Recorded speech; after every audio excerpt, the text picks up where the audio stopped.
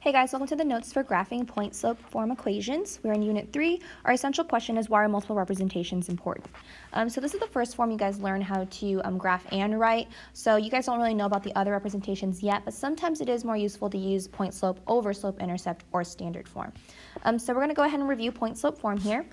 So our point-slope form is y minus y1 equals m times x minus x1. Now, the reason why point-slope form is called point-slope form is because it gives you a point and it gives you a slope. So I'll go ahead and identify those for you. So the m part represents the slope. Okay, and then the x1, y1 represents your point. So the point is x1 comma y1. So remember, the x always comes first and the y comes next in a point. But it is sometimes confusing when the y does come first technically in the equation, but you don't want to accidentally mix those up. But also remember that you do have opposite signs here with your point. So remember opposite signs. Okay. Now to graph directly from point-slope form, the first thing you're going to do is you're going to plot the point. So once you find the point, you're going to plot the point. Okay.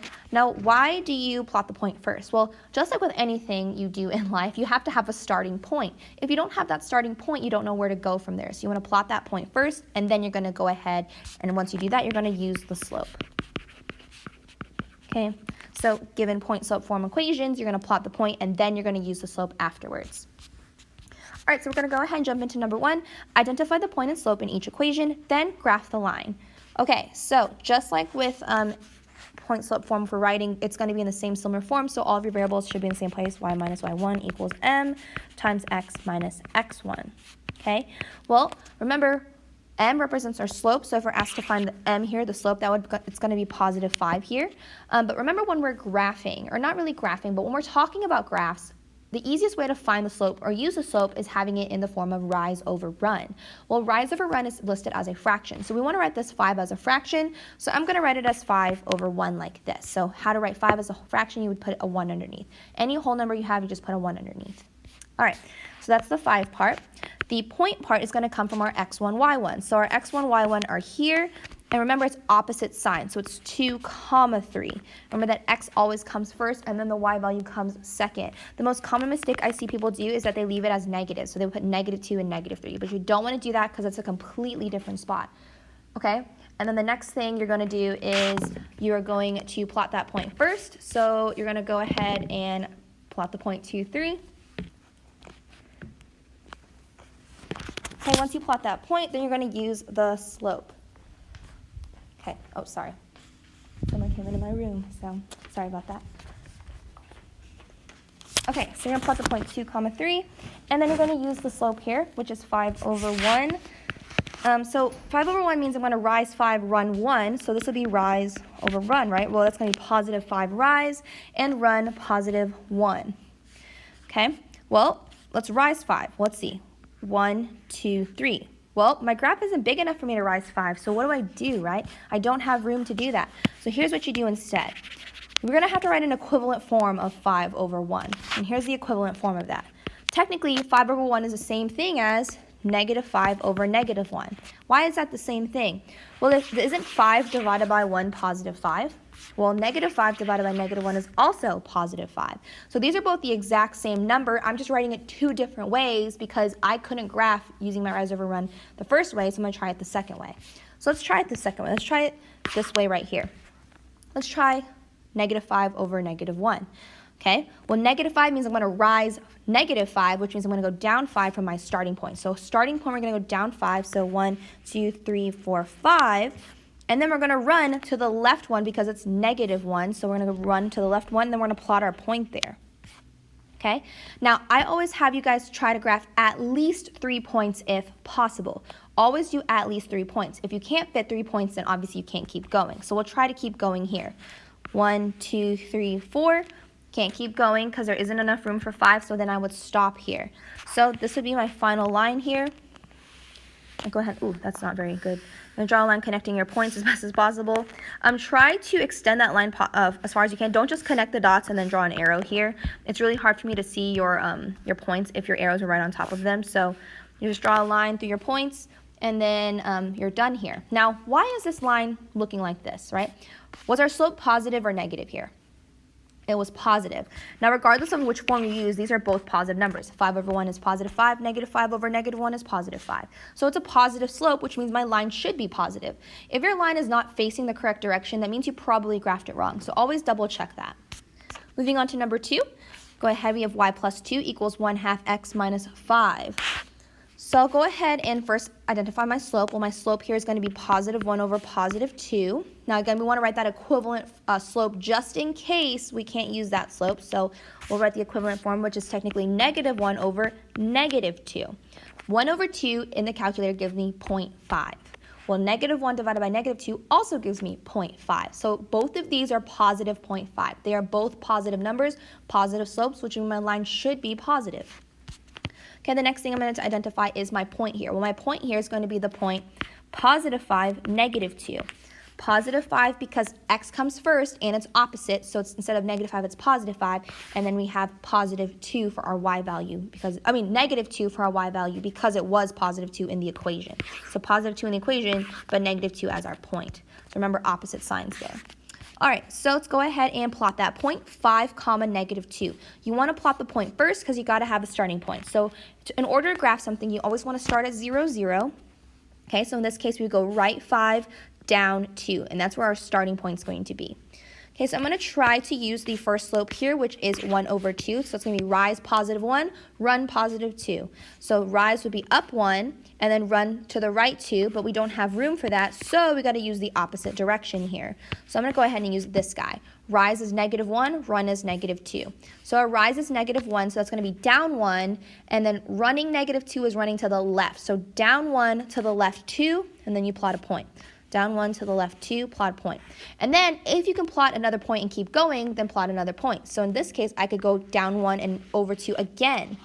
Now, this line should be a positive line, and it looks like if I were to draw a line, it should be in the positive direction. Now, could you technically keep going here? Could you technically plot more points? Yes, you could. If you had an infinite graph and your graph was as large as possible, then you could keep going. But again, I only required you to do at least 3. So you only need to do 3 here, but you could keep going. And then we want arrows there to symbolize that, yes, you could technically keep going on this graph here. Same thing with number 1. That's why we have a line with arrows. Those arrows represent that we could technically keep graphing more points if we had enough space. Moving on to number 3, we have y plus 4 equals negative x plus 3. All right, so what's our slope here? Well, remember our slope is our m. In this case, our slope is negative 1. They didn't write the 1 there, so that's going to be super important that you notice, hey, there's a number there. It's not 0. It's technically 1. They just didn't write it. So our slope here is negative 1, but we want to write it as a fraction so that we have a rise over run. So this is technically negative 1 over positive 1. So the equivalent form of this, let's see if you can try to get it. Right? Let's see if you got it, because I got some students that got it today. But negative 1 divided by positive 1 is negative 1. Well, the equivalent form of that would be 1 over negative 1. Those are the same thing because in my calculator, I would get negative 1 regardless of whatever I typed in. It's just that the negative sign is opposite on each one. So in the first one, the negative sign is in the numerator. The second one, the negative sign is in the denominator. The next thing I want to do is identify my point. So it's going to be your x first and then your y. So that's going to be negative 3 comma negative 4. Remember, opposite sign. So that negative 3 is there because it was positive. The negative 4 is there because it was positive as well. And remember, your x value always comes first. So we're going to plot our starting point first, which is negative 3, negative 4. So starting at 0, that's going to be left 3 and then down 4. And we're going to plot our point to start. Okay, and then we're going to go ahead and try to use our first slope here. Now that rise over run is negative 1 over 1, so rise is going to be down 1, okay, and then our run is going to be positive 1, so that's going to be to the right 1. So my bumps are kind of weird there. So down 1 to the right 1, and you plot a point. Okay, now if you can keep going, you keep going because you always need at least 3, so it's going to be down 1 again to the right 1. Again, your down was because your rising is negative 1 and your run is positive 1. So down 1, positive to the right 1. Okay, now you could use the other slope if you wanted to because they're equivalent, right? So let's go ahead and try to use that blue one. Now to use that blue circled one, you still have to start at your starting point. So you're starting at that red point again, and then your rise here is going to be positive 1, up 1, and then your run is negative 1, that's to the left 1, you're running to the left. So again, you're going in the opposite direction here, and you could technically keep going. So if we were to use the first slope, you'd end up with those bottom 2 points in yellow, and if you were to use the second slope, then you would end up with the 2 points in blue. But regardless, we have our line here. Now, it is a negative line. Now, how come this line is negative and how come the first two are positive? Well, the first two are positive lines because your slopes were positive. But in number 3, you have a negative slope, so you have a negative line. All right. Now, number 4 introduces some new things for us. We first have to talk about what an inequality does and how that changes the way we graph a little bit. And then secondly, we also have to talk about what solution points and non-solution points are. So go ahead and make a spot for that down here, solution point, and then a non-solution point.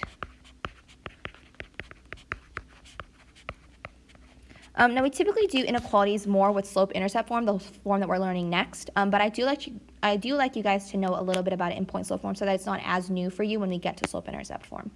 So the first thing I want to mention before we even start this problem is what happens when we graph inequalities. Well, back in Unit 1, we had inequality lines where we had a number line like this, and I'd have you graph like x is less than 3. Well, the first thing you would do is be like, okay, well, I'm going to label my point here as 3. The first thing you ask yourself is this an open or a closed circle? And in this case, it'd be an open circle because it's not equal to here. If they had an equal to line, then I would fill it in, right? So it's equal to. So if it's not equal to, you don't include it. So that's why it's not shaded in. The next thing you would do after you would figure out if it's an open or closed circle is you would figure out which way you're going to shade. Well, this is x is less than 3. So would you shade to the left or would you shade to the right? Well, in this case, because it says x is less than 3, all the numbers less than 3 are to the left, so you would shade to the left.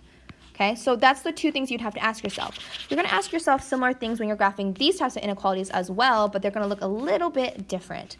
Now, just a reminder for less than and greater than signs. Remember, a less than sign looks like an L, so it looks like this, like an L. So less than signs face this way, whereas greater than signs face this way. You got to know the difference between your inequalities because it's going to mess you up so bad if you don't know how to graph inequality signs, or you can't interpret them and then you can't graph them.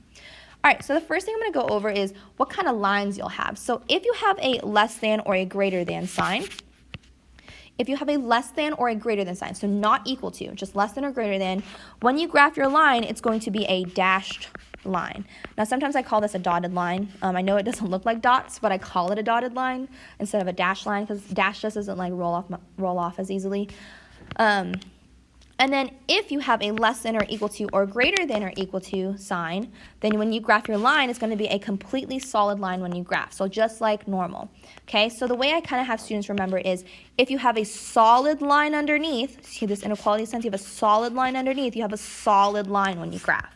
So a solid line underneath means you have a solid line when you graph. Well, here you're missing lines here. So if you're missing a line here, then you have some missing chunks in your line here. So if you have a solid line underneath, you have a solid line when you graph. If you're missing a line underneath, then you're missing some chunks in your line.